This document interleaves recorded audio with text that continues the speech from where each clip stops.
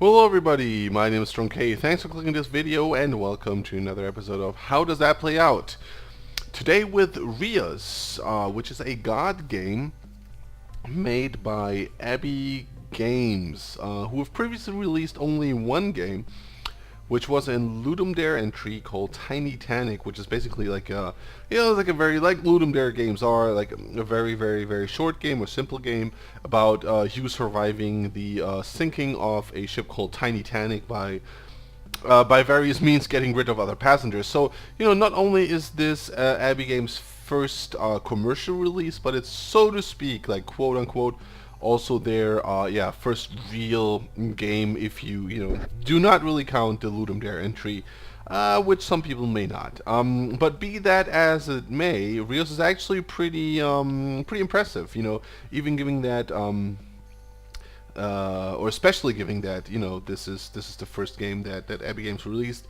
Right. Reus actually, yeah. What does it mean? I think I looked this up actually. Reus means a convict prisoner in Latin, or it means something in Dutch probably, which I don't know because Abbey Games is actually based in Utrecht in the Netherlands. It's sort of like a group of, I think, game design students mostly, but I'm not really sure. I could be wrong on that. Be that as it may, though, let's actually get started with this this God game here. It's very like if you've played other God games, let's actually pick this game mode, and then I'm going to talk about other God games.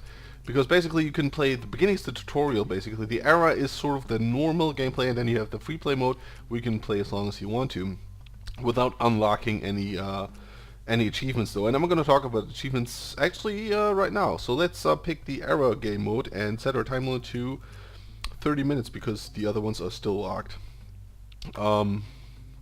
Right on. So yeah, games like Black and White, Populous. Yeah, it was like basically Populous. Powermonger might have been a god game. I don't know, Doshin the Giant, if you've played that on the GameCube, which was pretty nice. Those type of things where you actually, like Sim Earth, that's, I think, a very prominent example. We basically do not influence the agents like directly, although that's not really true. But you have to sort of modify the circumstances for a more often than not, like for a people or like a tribe to thrive. So this is the those are the achievements that I was just talking about. And for example, like the chosen people, in order to reach that, we have to finish an era, which is the 30 minutes that we're going to be playing now. I hope it's not going to be the full 30 minutes, but you never know. So we have to finish in order to get this with only one village and 175 prosperity. I'm going to talk about prosperity in a second. So if we manage to do this, we will unlock chosen people, which then will unlock different features, such as being able to play longer. Okie doke. So this is our planet here. This is I don't know, Earth or a similar planet, and those are our gods or giants or whatever you want to call them. They basically represent three. This is four of them. They represent four forces of nature: water, forest, I guess. Well, that's not really a force of nature, but like aspects of nature. Mountains or rocks, and then swamp, which is sort of like forest, only different, if that makes any sense. And we start with this barren, hostile world here. So what we have to do now is, like, we have to create a hospitable and basically fertile place for our people to settle and thrive. We can do that by various means. That's not true. Like, but we start out with the wasteland. Terrain type here, which is totally infertile, so we cannot place any plants or whatnot on, or animals on this type of soil or ground. So what we got to do is we got to shape or terraform it, and that we can do using our avatars, our giants here. Using the crab, we can create oceans actually, which is important because that's an important way or an important step to further enhance the quality of the tiles here. And with the giant, we can actually raise mountains. Those are like two basic things. Not only do we create different terrain types, but we also sort of create natural borders and that is kind of important, and lay like the basics for the forest dude and the swamp guy to the swamp thing to do their work. So, using the same ability with the forest guy will or lets us create a forest here, and the forest obviously needs a sort of like yeah, moist wasteland, because we cannot raise a forest on dry land. And the same goes for the swamp. We can simply put the swamp here, and then swamp guy will do it. And this is desert, so whenever we raise a mountain and there's no water, the wasteland will turn into desert, which is pretty cool. Right. That alone doesn't do much, at least not for humans here. What we have to do now is add resources. Now, this is how it works. We basically have, yeah, I don't know really how they distinguish themselves. This is, there are three types of like flora, fauna, or minerals that we can place. So it's either plants or herbs, animals, or minerals. That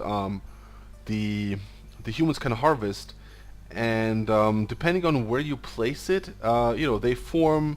There's like different appearances, different like forms of appearance. So, for example, the tree guy can plant or can can erect a fruit plant in the forest, and let's actually do that because that's going to attract one of our settlers here.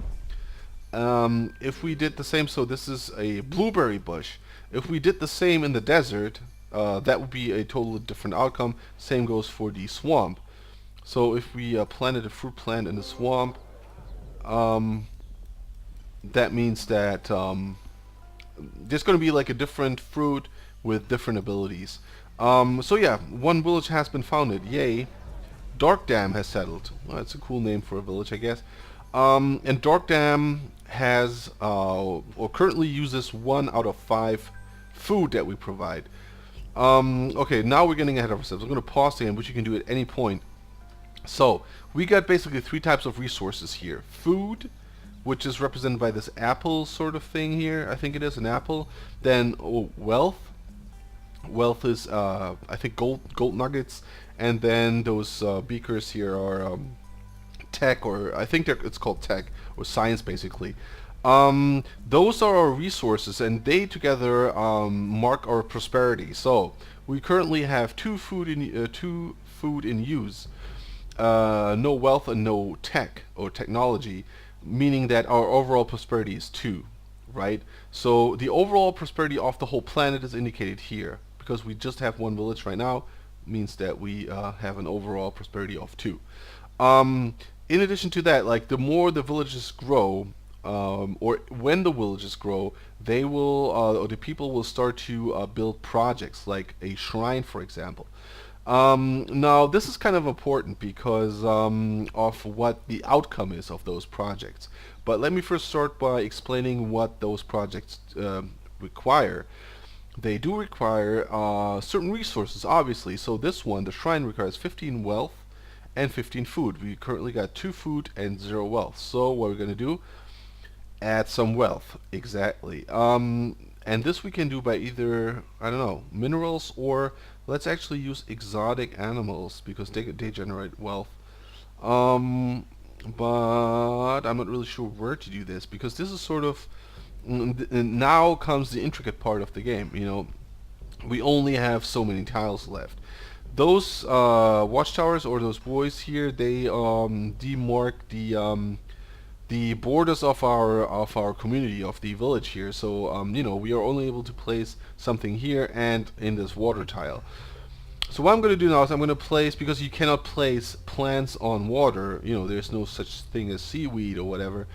Contrary to what the Japanese would have you believe, there's no plants that you can eat that grow in the water. We're going to place some exotic animals in here.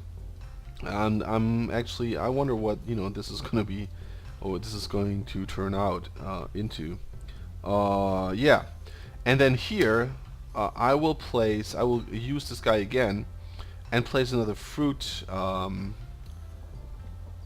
plant. Why? Because we can the symbiosis features of like each plant, each animal, each mineral that we place has certain symbiosis um, features. So if we plant another apple tree, dandelion, or strawberry next to the blueberry, that will increase the food production by plus 10, which is a lot. You know, this is like 200% of the 5 that it currently is generating. And this is actually the important part of the game. It's like the combination, like the symbiosis or the synergy effects that you know, you have to pay attention to. And this also expands to certain other you know, levels of the gameplay here. So for example, if we're actually able, and I'm pretty positive that we are, to complete the shrine here, you know, so if we complete a project successfully, the village will give us, at least in the beginning, will give us one ambassador. The ambassador will then unlock more skills. So why do we need skills? For example, let's place the another blueberry bush here. What does this actually turn out as? No, wait. Clownfish. Alright. Okay, plus 2 wealth if next to the clownfish or parrotfish. You know what? Let's do this. Let's go here. Oh, we can't. It's cooling down currently. Okay, we got 2 blueberry bushes. Doesn't do a lot. But what we can do is, though, we can bestow some aspects on our plants, animals, or minerals. So for example, let's look for the leaf aspect, because with the tree guy we can use the leaf aspect on the blueberry. So now the leaf aspect increased the tech output of the blueberries, but moreover we can now mutate our blueberries into strawberries. And you know, as you know, here, as you can see here, plus 10 food for blueberries, and we got blueberries right here. If next to strawberries, let's see what happens. Okay, 15 and 8. That's a lot. So this is really important, like an important mechanic. Same goes for a clownfish. Okay, we can, although like you can see the there's an exclamation point next to the icon here, meaning that if we place, this means like if we place the animals here, our villagers will not have access to that resource. However, or if we place it here, the new resource will replace the old resource. But if we place it here, still the fish are going to benefit from, you know, having another school of clownfish right next to them, as you can see right here, because plus 2 wealth also affects them, and this benefit or this like directly influences the village, which benefits from the increased wealth of the clownfish. And this is kind of important because what you do basically is like you sort of form or generate like little ecosystems, and you know, the more intricate the ecosystems get, like the more bonuses they get, the more fragile they become. Example, you know, we're gonna continue shrine here. We could, right, meaning that we got now an ambassador available. I'm just gonna close this real quick. I'm gonna pause the game actually. So we completed the shrine, so there's going to be another project like in the pipeline rather sooner than later, which is going to require something else. It's not going to be like 5 food or 10 wealth or whatever. It's going to be, I don't know, 15 tech, 50 food, and you know, so you have to like shift your priorities accordingly, giving the limited space that you have, you know, at your disposal. Not only limited by the boundaries of the villages, but also like overall.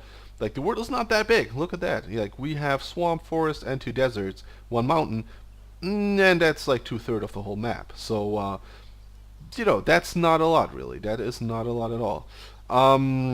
Right. So and then furthermore, like the importance of those guys here.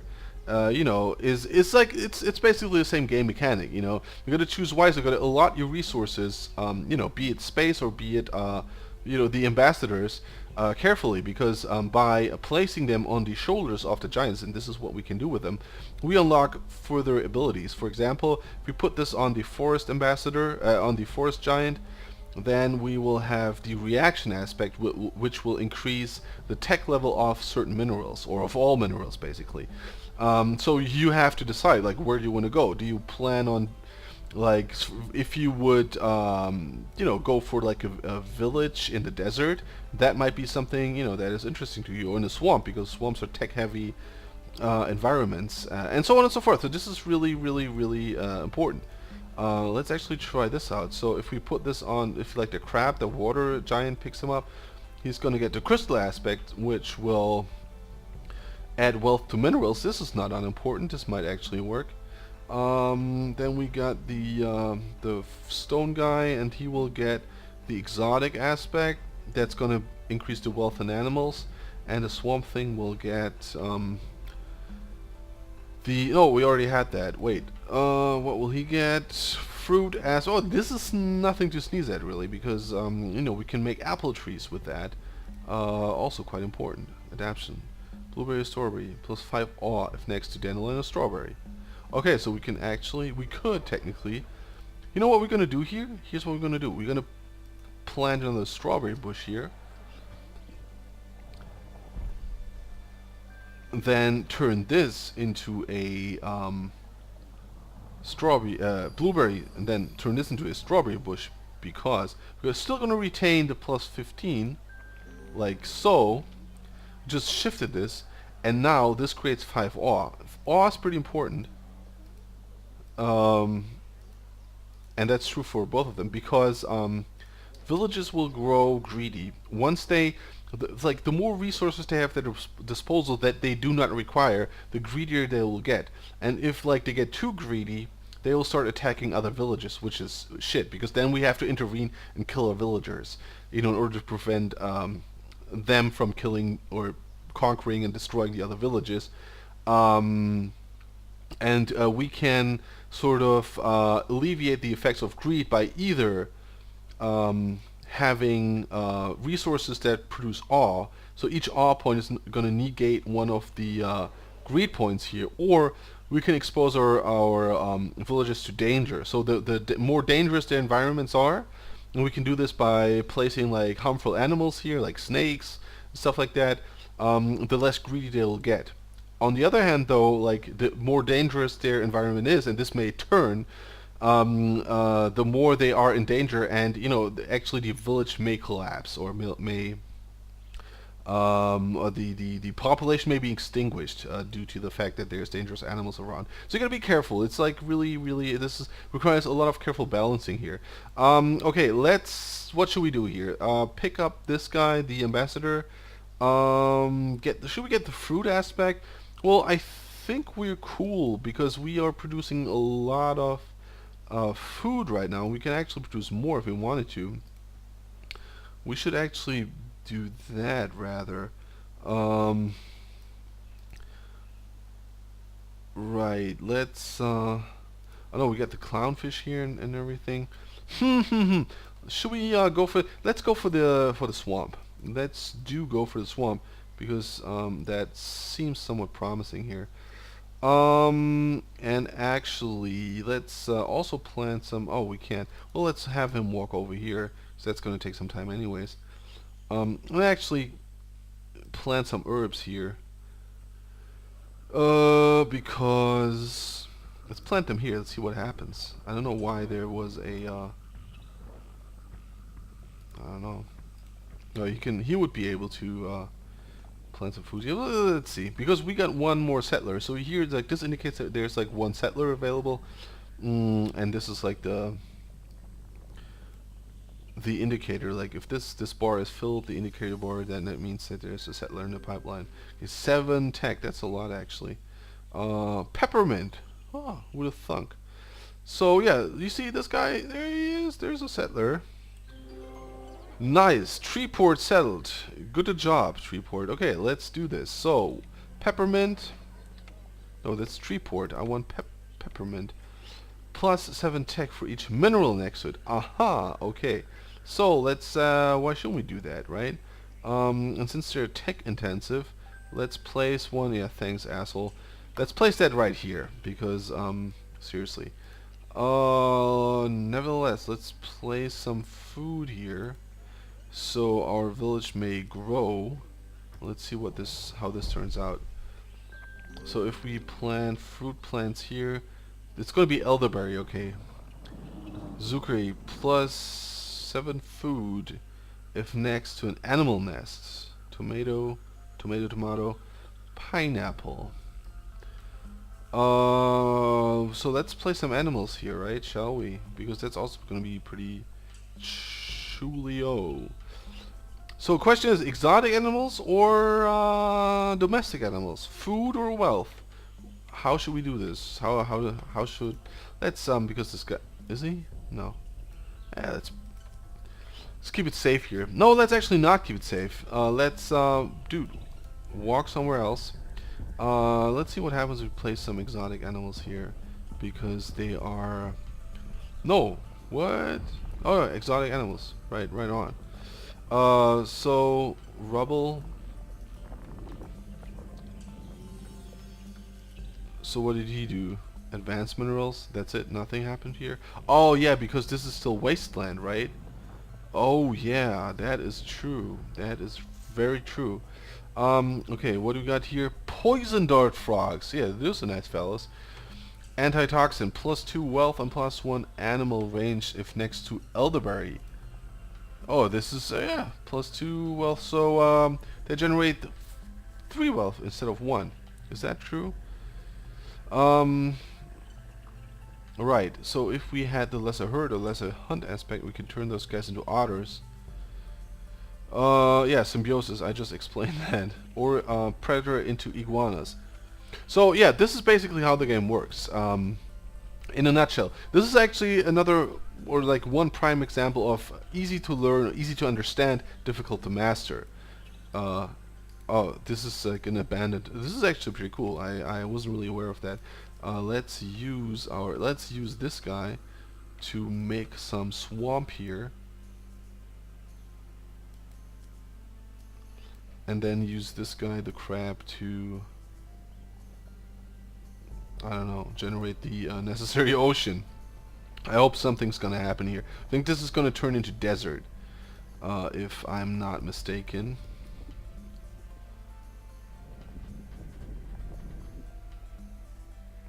Or nothing's gonna happen. How about that?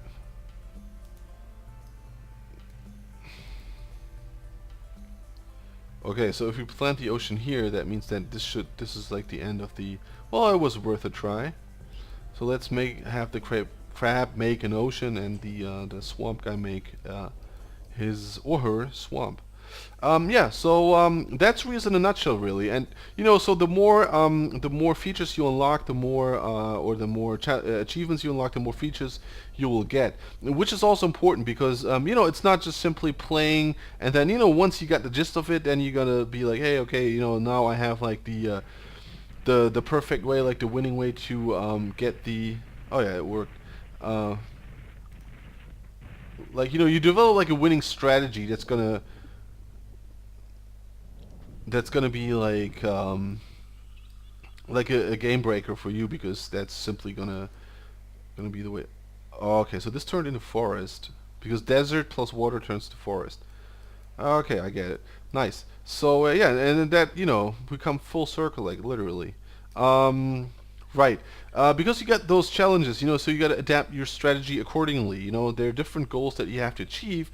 So you know, there's definitely like you're gonna employ different play style, trying to get 175 prosperity when compared to finishing an era with and only one village, and then have an era finish with 450 overall prosperity. So there's some challenge to that. You know, there's yeah, there's a lot of variety also. I really liked it. It's like, you know, with very like not little or simple game mechanics. Maybe yes, yeah, with maybe very or with a very simple, like a simple outset, you know, like the mechanics themselves, like the ramifications are not that simple actually, but you know, you gotta do this. It's like a very strategic game, which I like. Totally dig that. I mean, I like God games, I have to be honest here, but this is a prime example. This is a very good example of a God game. So wait, hold on. So do something, man. Advanced minerals. I want to see what is being created here. What we got? Marble. That's very technological. Marble. Wouldn't that be wealth? Well, whatever. No, but yeah, it works. The game is currently available for $9.99. Which is, I mean, for an indie game, you know, given that this is their first title, it seems like a lot.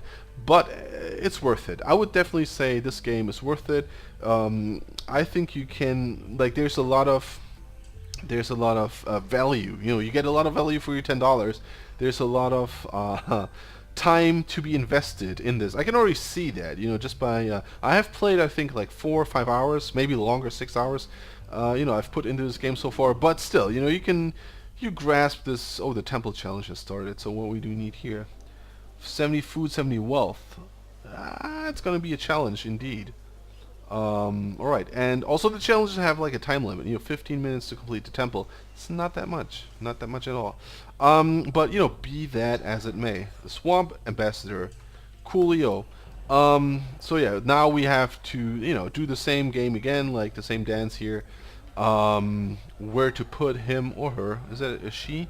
I'm not really sure. Gender neutral. Yeah, that's the way I like it. Oh my god. Right, so the links are going to be in the description as always. Thanks for watching. I hope you enjoyed this little video with my recommendation of Reus. And I also definitely hope to see you soon in another you know, video of mine here on this channel. Thanks a lot for watching, and I bid my farewells. Goodbye.